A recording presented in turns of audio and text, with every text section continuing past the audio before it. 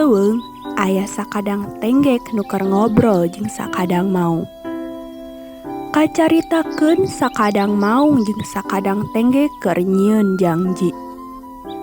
Sakadang maung gawena ngaledek sakadang tenggek lantaran lempangna lila.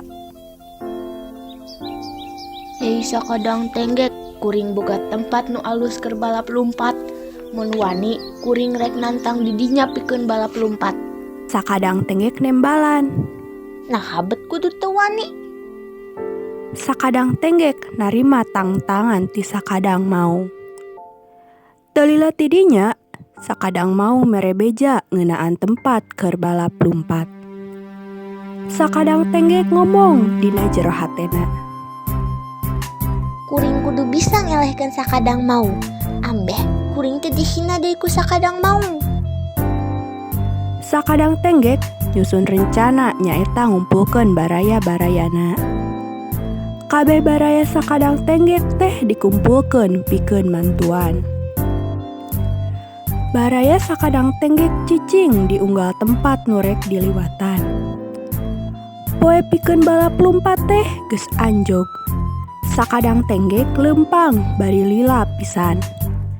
Nalika di jalan, sakadang maung heraneun lantaran bisa panggih jeung sakadang tenggek. Ceuk sakadang maung dina jero hate. Geuningan sakadang tenggek geus nepi ka belah dieu deui.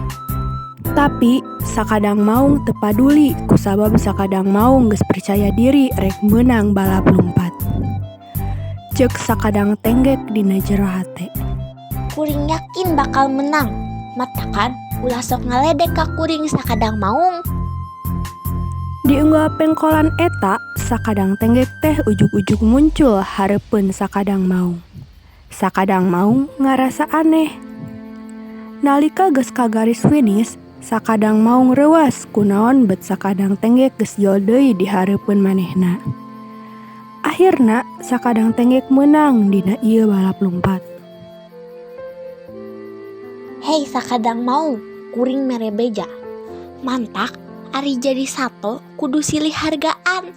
Tong ngaledek kuring nu lempangna lila. Ceuk sakadang tenggek.